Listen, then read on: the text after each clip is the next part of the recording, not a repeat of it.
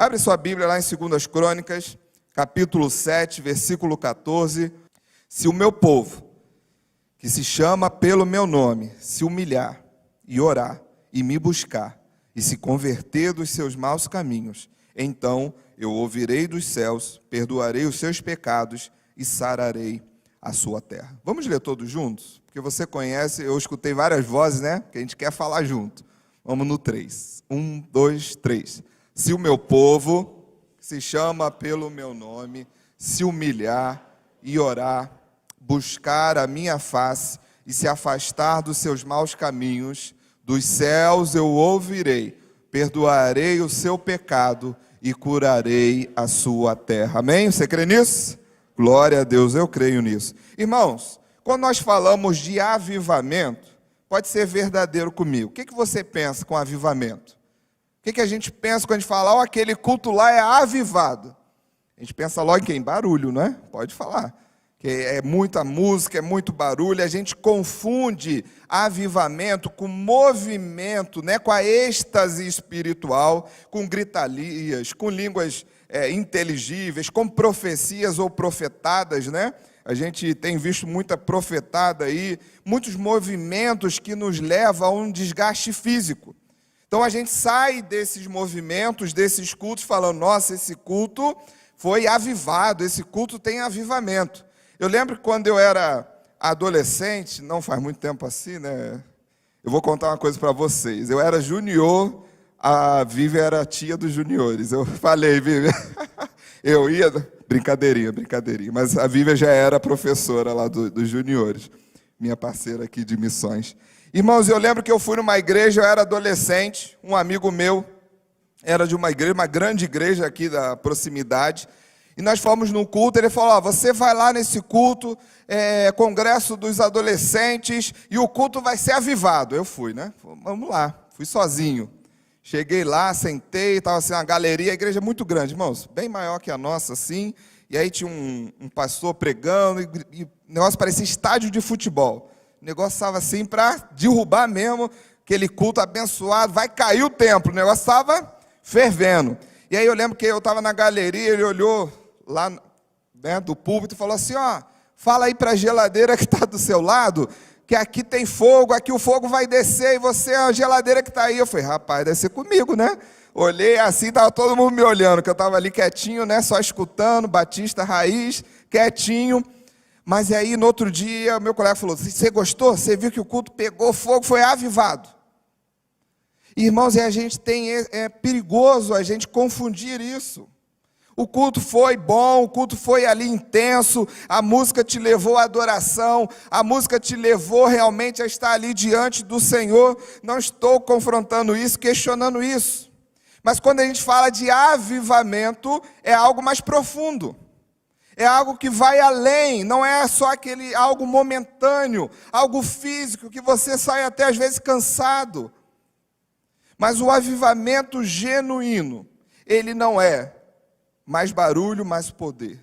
Avivamento genuíno é quando o nome do Senhor Jesus é proclamado. Quando o nome do Senhor é o centro. Quando o nome do Senhor é exaltado. Esse é o avivamento bíblico genuíno. O dicionário Prieberen, ele vai nos dizer o seguinte sobre avivamento, a definição. Avivamento é avivar, dar vivacidade, tornar mais vivo, fazer reviver, realçar, reanimar. Essa já pela própria tradução da palavra, pela aplicação da palavra, nós já vemos o que é o verdadeiro avivamento. É algo que vai fazer você reviver, te tornar vivo novamente, fazer você ficar de pé, você avançar. Esse é o avivamento.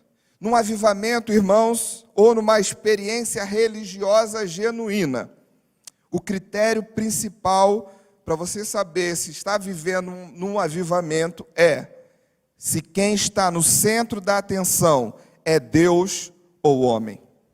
Irmãos, quer saber se o avivamento está acontecendo? Quer saber se uma igreja é avivada? Você olha, quem está no centro do púlpito? Quem está no centro da pregação? É Cristo ou é o homem? A pregação, ela é de autoajuda ou ela está altivando o nome do Senhor? Ali nós vamos saber se aquela igreja é avivada ou não. Muita gritaria, muita música, isso não vai nos dizer se a igreja é avivada ou não, mas se Cristo está sendo exaltado através da oração, através do louvor, através dos corais, através de uma peça, através de um grupo que vai aqui se apresentar. Qual é a centralidade da mensagem da igreja? É Cristo. Então a igreja está no caminho certo para um grande avivamento, amém? Louvado seja o nome do Senhor. Em primeiro lugar, Deus quer, irmãos, um profundo senso de incapacidade nossa. Nós temos que nos colocar diante do Senhor e dizer, eu sou incapaz, Senhor, que o Senhor me capacite. Porque se nós entrarmos, irmãos, com a nossa cabeça elevada, dizendo, não, eu sou capacitado. O culto foi bom hoje porque eu preguei muito. O culto foi bom hoje porque hoje eu arrasei, André, tocando lá o violão, a guitarra, a bateria não teve para ninguém. Não. Nós temos que nos tornar, irmãos, diante do Senhor, incapazes de dizer, Senhor, me capacita, porque aí sim a glória toda vai ser de Deus e não vai ser nossa. Que o Senhor nos coloque totalmente em dependência dEle. Nós temos que ter convicção, irmãos, da nossa pecaminosidade.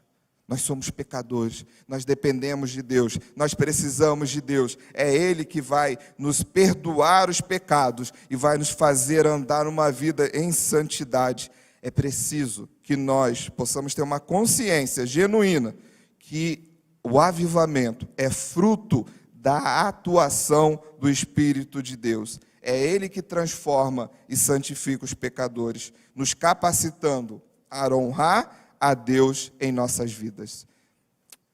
Jonathan Edwards é considerado teólogo do avivamento. Talvez todo mundo aqui conheça, né? Ou já ouviu falar do sermão dele, né? Pecadores nas mãos de um Deus irado, né? Talvez foi o sermão aí mais forte que o mundo já ouviu depois de Pedro e Paulo. Diz a história, né, que as pessoas sentiam que o chão estava se abrindo e que elas seriam engolidas para longe de Deus. Então, no ano de 1734, 35, até o ano de 1740, 42, os Estados Unidos provou de um grande avivamento. Eles chamam do Grande Despertar, começando com Jonathan Edwards. E ele disse o seguinte sobre o avivamento. Olha a definição dele. Avivamento é Deus vindo e agindo de maneira poderosamente incomum entre o seu povo. Se formos utilizar uma analogia do mar, o avivamento seria como as ondas do mar, que vêm e quebram sobre a praia. E nós podemos visualizar a história constatando essas ondas vindo e quebrando. De fato, a história do avivamento seria a história do povo de Deus. Ele está dizendo o seguinte, o avivamento ele acontece a partir da ação poderosa do Espírito Santo. E ao longo da história, Deus vai trazendo ondas de avivamento sobre a igreja. E conforme a igreja vai buscando, conforme a igreja vai buscando ao Senhor, buscando na palavra, buscando em adoração, Deus então vai mandando essas ondas de avivamento para que a igreja possa avançar, possa se firmar e possa crescer. Em seu livro, em 1734, no livro Uma Narrativa de Conversões Surpreendente, ele nos diz o seguinte, olha o testemunho dele. Nos últimos dias de dezembro de 1734, o Espírito de Deus começou a agir de modo extraordinário e a operar maravilhosamente entre nós. E houve, inesperadamente, 5 ou 6 pessoas que, de acordo com todas as aparências, foram convertidas para a salvação, uma após outra. Nas primeiras semanas de 1735, uma preocupação sincera a respeito das coisas do cristianismo e do mundo eterno envolveu, de modo abrangente, todas as pessoas de todas as idades e posições, bem como de todos os lugares da cidade. Todas as conversas, exceto as conversas sobre as coisas espirituais, eram deixadas de lado. Todas as conversas em todos os lugares, entre todas as pessoas, em todas as ocasiões, se referiam apenas a estas coisas, menos que fosse necessário as pessoas realizarem a sua atividade. As mentes das pessoas estavam admiravelmente desprendidas deste mundo, que entre nós era considerado algo de pouca importância. Tal mudança de convicção produziu rapidamente uma diferença visível na vida da cidade. Olha só o que o avivamento produziu na cidade de Jonatas Edwards. Ele está dizendo que o avivamento foi tão forte, o agir de Deus foi tão forte, que as pessoas não conseguiam conversar sobre outra coisa, a não ser sobre as coisas eternas, a não ser das coisas espirituais. Então, irmãos, o movimento do avivamento precisa produzir isso.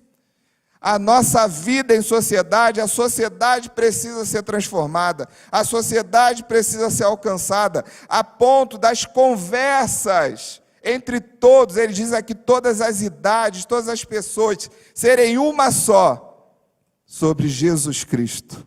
Ó que bênção, irmãos, que glória seria. Ele diz aqui, ó, as pessoas só não conversavam sobre o cristianismo nos seus trabalhos. Ali elas não conversavam porque eles tinham que conversar sobre o trabalho, né? Ó, vamos fazer aqui a conta, a contabilidade, né, irmão? Vamos fazer aqui a administração da empresa. Agora, fora isso, as conversas, irmãos, era sobre isso. Era sobre Jesus Cristo, era sobre a vida com Deus. Já imaginou, irmãos? A gente está indo ali na rodoviária, Jesus Cristo. A gente vai aqui no Rocha Faria, Jesus Cristo. A gente vai ali no Park Shop, Jesus Cristo. Irmãos, o povo estava numa vontade de falar de Deus, de falar das coisas eternas, de estar na presença de Deus de uma forma extraordinária. A ponto, irmãos, nos Estados Unidos ficarem determinadas cidades cerca de 100 anos sem vender bebida alcoólica, porque o povo ficou tão impactado com o avivamento que eles queriam se distanciar das coisas deste mundo. Esse é o verdadeiro avivamento. Esse é o avivamento que Deus quer para nós hoje. Irmãos, podemos tirar alguns ensinamentos sobre o avivamento para a igreja. E o primeiro é, quem promove o avivamento é Deus. Irmãos, isso precisa estar bem gravado em nós. Quem promove o avivamento é Deus. É a ação do Espírito Santo, amém? Não tenha dúvida disso. Quem vai fazer o avivamento é Deus, é Ele que vai trazer o avivamento, é Ele que vai mover a igreja, é Ele, por quê? Porque a glória é dele, a glória é para Ele. Então o homem não pode buscar essa glória. Então quem faz o avivamento é Deus. Lá em Atos capítulo 1, versículo 8, o que Jesus vai dizer? E recebereis poder a descer sobre vós o Espírito Santo para serem minhas testemunhas. Olha, vai vir um avivamento, vai vir um poder sobre vocês espiritual. Mas não é para vocês não. É para vocês serem minhas testemunhas. É para vocês proclamarem o meu nome. É para vocês viverem de acordo com a minha vontade. Então é Ele que vai fazer o avivamento. Não podemos perder isso. Quando nós olhamos, irmãos, no capítulo 2 de Atos, quando Pedro ele vai pregar ali, eles vão ver aquelas pessoas cheias do Espírito Santo, eles vão ver, irmãos, que é Deus que faz a obra. Eles vão ver que é o Espírito Santo que vai capacitar aquelas pessoas. Nós vemos exatamente isso. Veio do vento, do céu um vento impetuoso. Todos ficaram cheios do Espírito Santo. Meus irmãos, o vento do Espírito Santo, ele sopra onde ele quiser. Não depende de nós. O vento do Espírito Santo vai soprar onde ele quiser. E que ele possa soprar sobre nós, em nome de Jesus. Sobre nossa igreja. João 3,8 vai falar. Você não sabe de onde ele vem, para onde ele vai. E ele vai soprar para onde ele quiser. E naquele dia, ali com os discípulos, ele soprou de uma forma sobrenatural sobre os discípulos de Jesus Cristo. A vontade de Deus é que sempre vai prevalecer. Quando o Senhor declara, irmãos, lá em Ezequiel 37, sobre aqueles ossos secos, o que acontece? Os ossos secos que estavam mortos, sopra sobre eles vida, e eles se tornam um grande exército nas mãos do Senhor, amém? Se, irmãos, estamos como ossos secos, se a igreja de Jesus Cristo, ela está morna, como nosso pastor pregou esses dias, se a igreja de Jesus Cristo está precisando, irmãos, de um avivamento, é em Deus que nós precisamos buscar, não é nas atividades. Não é nas atividades, irmãos, é em Deus. É joelho no chão. Você não vai buscar, irmãos, atividades. A glória de Deus. A glória de Deus se busca na oração. A glória de Deus se busca em comunhão.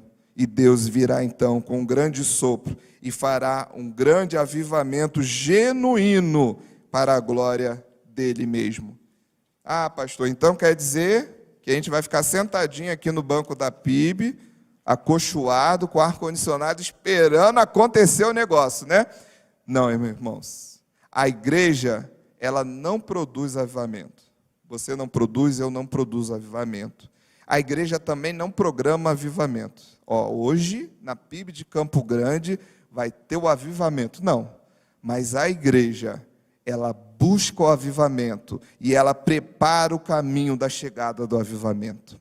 E nós queremos, agora eu quero, para terminar, 4 pontos rápidos, para nós então buscarmos o avivamento e prepararmos o caminho da chegada de um grande avivamento. O reverendo Josivaldo França, teólogo, ele diz o seguinte: a igreja não produz o vento do Espírito, ele vem de Deus, mas a igreja pode içar as velas do barco e receber a direção do vento do Espírito, amém? Que possamos navegar no vento do Espírito, em águas profundas, irmãos. Que o Senhor nos leve a águas profundas através do Espírito Santo. E como nós podemos fazer isso? Primeiro, se humilhar. O texto que a gente leu. Se o meu povo, que chama pelo meu nome, se humilhar. A humilhação diante do Senhor produz exaltação da glória de Deus na tua vida. Diga: Senhor, sem ti nada eu posso fazer. Amém? Que a gente tenha essa certeza. Quando nos humilhamos diante do Senhor, irmãos, o nome dele é exaltado na nossa vida, porque sem ele nós não podemos fazer nada. Sem Cristo nada podemos fazer, irmãos, tenha essa certeza. Às vezes o crente, a pós-modernidade trouxe isso nas igrejas. O crente não quer se humilhar diante do Senhor, pelo contrário, ele quer apontar o dedo: Senhor, preciso disso. Ou eu determino, né? Tem gente por aí que fala: eu determino, Senhor, na minha vida isso. Aí não acontece, a pessoa se afasta. A pessoa diz: esse Deus aí ainda murmura. Ainda murmura. Então, irmãos, precisamos se humilhar, porque quem é Deus é Ele. Eu sou servo, eu sou escravo do Senhor. Para produzirmos glórias a Deus, nós precisamos nos humilhar diante do Senhor. Segundo lugar, para um avivamento, irmãos, nós precisamos reconhecer que nós somos dependentes de Deus. Abra sua Bíblia em João, capítulo 3, versículo 27.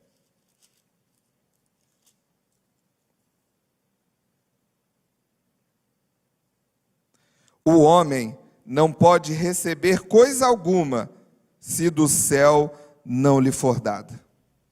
Versículo forte.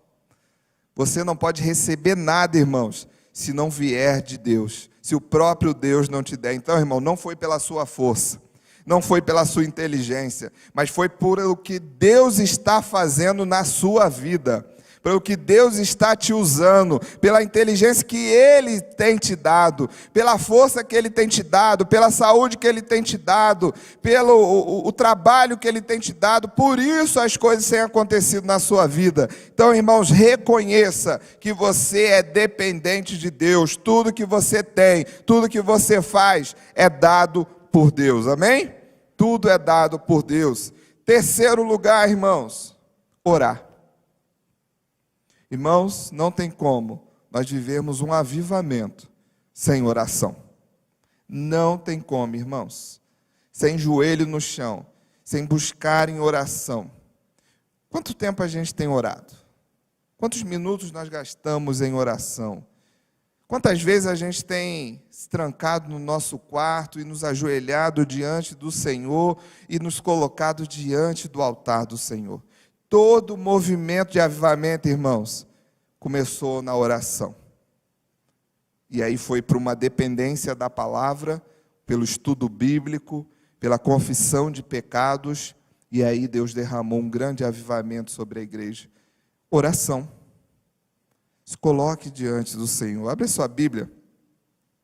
Atos, capítulo 4, versículo 31.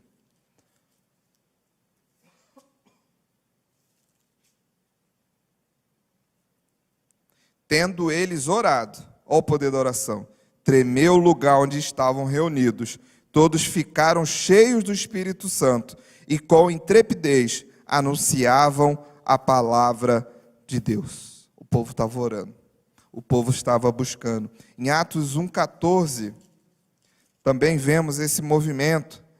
Todos estavam perseverando, unânimes em oração. A igreja estava em oração. E que nós vimos o derramamento do Espírito Santo sobre os discípulos. Logo a seguir, no capítulo 2. A igreja precisa orar. A igreja precisa estar unida em oração. A igreja precisa, irmão, não ter preguiça na oração. A gente precisa estar junto. A gente precisa estar nos reunindo mais para orar, para buscar o Senhor. Sermos intencionais na oração. A própria palavra de Deus diz, vocês não estão recebendo porque vocês estão pedindo mal. É porque a gente às vezes perde o privilégio de estar diante do Senhor em oração. Se coloque, busca ao Senhor, irmãos, sem parar, sem cessar a oração em todo o tempo, em súplica, em constante oração. Coloque a sua família diante do altar do Senhor em oração. Coloque o seu trabalho. Pastor, está difícil lá, estou sendo perseguido no meu trabalho. Coloque diante do Senhor em oração. Coloque a sua igreja em oração. Peça ao Senhor, Senhor, traga um avivamento sobre nós, sobre o nosso país, sobre o trabalho missionário. Aviva-nos, Senhor. É a nossa petição. Peça isso em oração. Nós estamos tendo essa semana, irmãos, até sexta-feira, o Congresso Brasileiro de Missões. Felizmente não consegui ir, mas nós mandamos a Silvia estar lá nos representando. O dia todo me mandando mensagem, temos que fazer isso, temos que fazer isso. Aí manda foto, manda vídeo, né? Fez ligação de vídeo com um dos pregadores para a Vívia. Irmãos, é o maior movimento missionário do Brasil, é o Congresso Brasileiro de Missões. E aí, eles pediram o seguinte, irmãos, vamos orar. Qual a última vez que você orou para Deus alcançar um povo? Qual a última vez que você orou por um missionário da sua igreja? Qual a última vez que nós oramos intencionalmente? O que eu quero dizer com isso? Senhor, abre a porta lá da China, derruba aquela corrente, aquela cortina. Irmãos, a igreja orou por muito tempo pela Rússia. Era uma cortina de ferro, a União Soviética. E a cortina caiu. Glória a Deus por isso. E a igreja precisa estar atenta a esses movimentos. Olhe no mapa, Senhor, qual país você quer me direcionar para orar? Nós temos que ter essa intencionalidade da oração. É responsabilidade nossa, senão, irmãos, nós podemos entrar numa mornidão espiritual. E Deus não se agrada de crentes mornos. Deus não se agrada de crentes mornos. Nós precisamos estar ativamente diante do Senhor em oração. Ore, irmãos, mas ore muito. Deus quer uma igreja obediente. Deus quer derramar sobre nós o seu extraordinário, mas Ele quer que nós o obedeçamos. Abra sua Bíblia em 2 João 1, 6.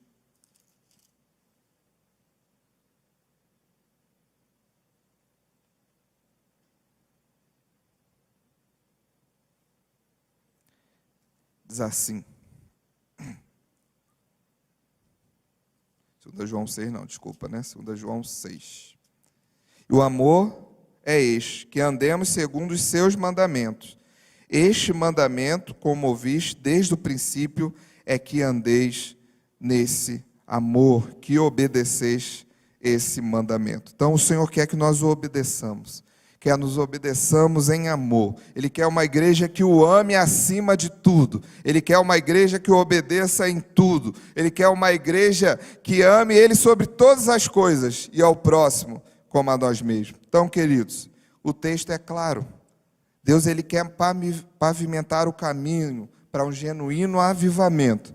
Precisamos saber que é Deus quem irá fazer, mas que eu e você poderemos nos dedicar a uma vida de obediência, de oração, humilhação e dependência de Deus. Avivamento, irmãos, gera mudança, gera transformação, gera renúncia, e a pergunta que não quer calar: queremos realmente um avivamento?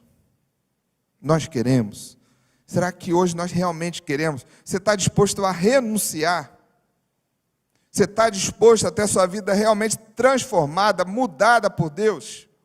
Aquilo que você é mais apegado, se Deus te pedir hoje, você precisa mudar isso, porque eu quero fazer uma grande transformação, um agir sobre a sua vida. Será que a gente está disposto a renunciar? Irmãos, na vida missionária, não existe se não tiver renúncia. Se nós não renunciarmos, irmãos, imagine nossos missionários. Quantos missionários, irmãos, que eu conheço, médicos. Eu conheço o casal, né, acho que a maioria aqui conhece, doutora Germana, doutor André.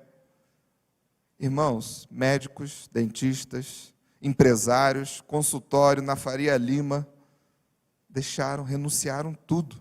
E hoje são coordenadores do nosso trabalho com ribeirinhos na Amazônia. Renunciaram. Se você parar para escutar, eles só não deram o carro deles, eles deram as coisas deles. Você não tem noção. Passaram a empresa de papel passado para sócia. A família queria internar eles. Interditar. Vocês estão doidos. Eles começaram a dar as coisas. E aí, a única coisa que eles venderam foi para construir casa para ribeirinho. Só não deram o carro porque o nosso coordenador na junta falou: não, que vocês precisam chegar lá, então não pode dar. Mas, gente, não estou falando que você vai ter que fazer isso, não. Isso foi exclusivo com eles. Foi o que Deus queria deles. E hoje eles falam: a gente não sente falta de nada. E toda a nossa preparação, doutorado, mestrado, MBA, formação empresarial, Deus está usando agora lá entre os ribeirinhos, lá com barco missionário. Inclusive, em 2024, nós estaremos lá, PIB de Campo Grande. Se prepare, agosto de 2024, no barco missionário na Amazônia. Irmãos, estão lá, não sente falta. Doutor Humberto Chagas, ortopedista, lá no Senegal, faz hoje um dos maiores trabalhos na área médica na África. Ele também diz isso, né? O casal ali esteve com ele há pouco tempo. Irmãos, eu não deixei tudo, ele fala, eu vim com tudo. Tudo que Deus queria que eu viesse, eu vim. Irmãos, são os movimentos de Deus. Então, há a nós uma necessidade de renúncia. Deus quer fazer um avivamento, irmãos, mas nós precisamos fazer algo, que é pavimentar esse caminho, buscando ao Senhor. Não queira, irmãos, navegar em águas rasas, queira navegar em águas profundas, através do Espírito Santo de Deus. Amém? Abaixe sua cabeça. Queria orar nesse momento. Não sei se teremos algum louvor. Vamos orar. Coloque diante do Senhor. Vamos orar por isso. Ore por um avivamento genuíno. Um avivamento que a gente possa, assim como o Jonathan Edwards, escrever um livro e contar testemunho. Olha, lá em 2022, Deus trouxe um avivamento em Campo Grande. E as pessoas só queriam ouvir falar de Jesus. Não se tinha outra conversa nas esquinas, nos mercados, nos hospitais. Irmãos, ore por isso de verdade. Vamos buscar ao Senhor, você que nos assiste aí pela internet, ore por isso. Irmãos, a igreja precisa ter esse movimento, um movimento de avivamento pelo Espírito Santo de Deus.